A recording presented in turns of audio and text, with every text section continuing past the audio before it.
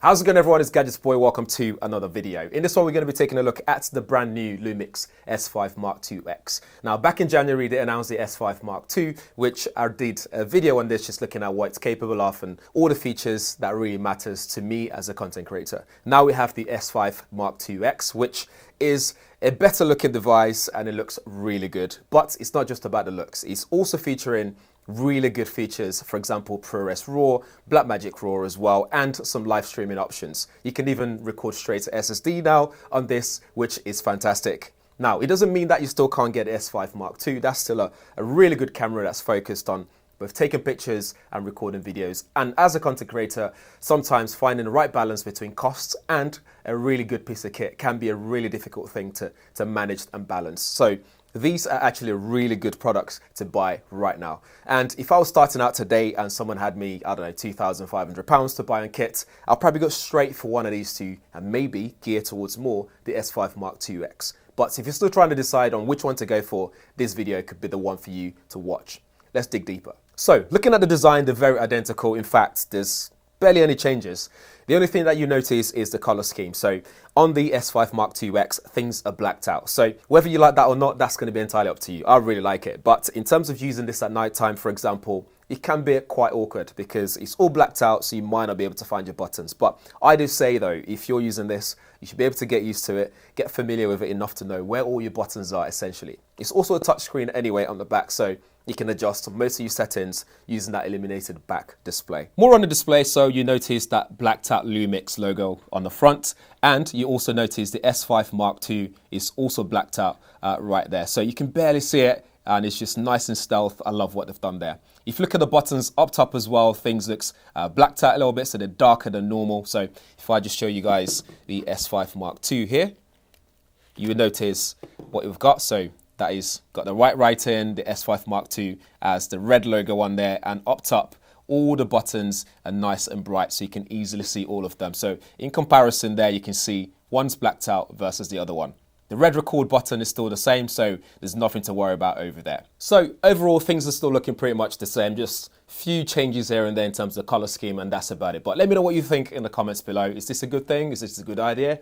Let me know in the comments below. Besides the look of the S5 IIX, there's also still that hybrid face detect autofocus, which is solid on this camera. It's very good. It's something that we've been waiting for a long time, and finally we have that here. But that's not really the story though. Where things get really spicy is your recording format and your recording video quality. So if we go into settings and we go into record file format, we now have Apple ProRes. And if you don't know what that means for you is, as a content creator, you don't have to worry about recording high quality videos and then having to edit them on your computer. Your computer will be able to handle this very easily without any hiccups. Especially for someone like me who records, edits in Final Cut Pro X. Using this will be really good. It means I can record this internally or to my SSD drive with no issues at all. Moving on to recording quality, depending on which file format you go for, so MP4, MOV or Apple ProRes, will open up different recording quality. So if we go into MP4, we have the option for 4K over there, which is cropped, and this is 420 at 10 bits as well, so long GOP, and then that's 50 frames per second as well. So if we go back, if we go further down, you can shoot 25p 10 bit 420 over there. It's still long GOP. We go further down, 428 bit, you can shoot 25 frames over there, 50 frames 420 8-bit over there, long GOP, 50 frames over there.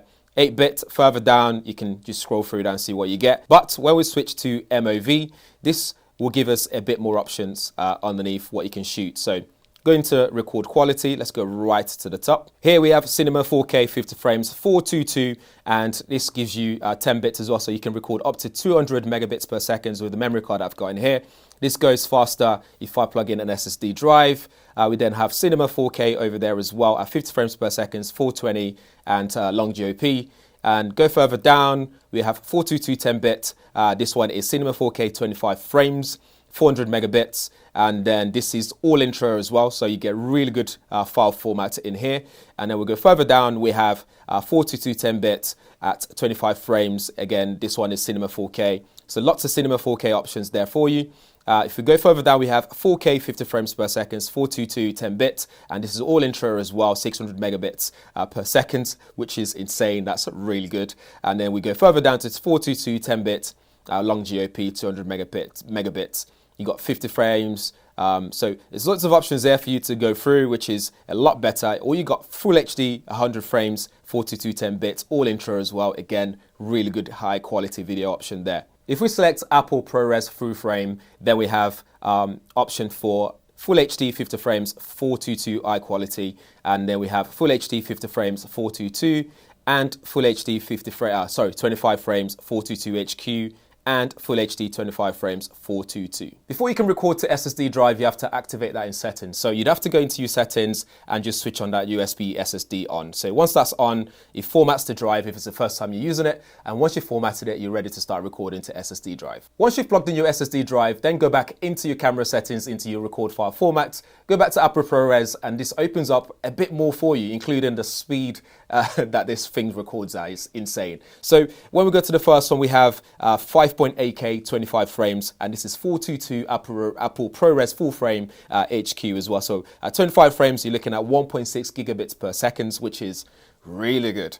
And then we go further down to full frame. Again, we can record up to 5.8K 25 frames 422, so it doesn't have to be HQ at this point. So you get the option for 422 or 422 HQ, and just loads of options and really good speeds as well, which is honestly, this is really good. As for the S5 Mark II, there's also going to be a version 2.0 firmware update, which we open up things like RAW video outputs, including Apple ProRes RAW, and also SSD recording. But with this one, you'd have to spend extra. I think in the UK, it's going to be extra £200 to unlock this feature. One thing to do, bear in mind though, is if you're trying to record HDMI RAW output, what's going to happen is you can't record to the USB SSD while recording output with RAW data. So, whilst the S5 Mark II has some of the great features that we expect from a really good content creator tool, so you're looking at that hybrid face detect autofocus, the S5 Mark IIX just builds up on that, giving us that ProRes output, so Apple ProRes RAW, Blackmagic RAW, and recording straight to SSD drive from the camera itself. So there's some really good features that will make you consider switching to this if you've already got some system that you use already, or if you're looking to get into content creation.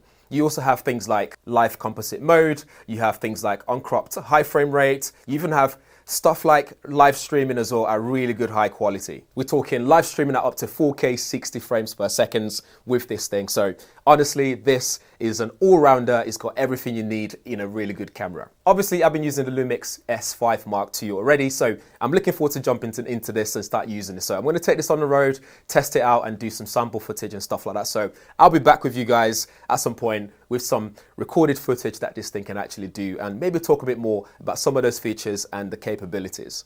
And if you're still undecided whether you need to upgrade from your S5 Mark II or whether to get the Mark II or the Mark IIX, well, there you have it. All the details that you need to know about the advantages of going to the S5 Mark IIX. But for me, I think if I was on the market right now looking to buy one, I'll go straight to the S5 Mark IIX and just build up on that, get used to it, get more lenses over time, and just make that my main camera, really. It's a really good camera. But over to you, let me know what you think in the comments below as always. And if this is your first time around here, please do subscribe, smash the bell notification so you get notified when I upload the video for this one, sample footage and all that kind of stuff. Thanks for watching.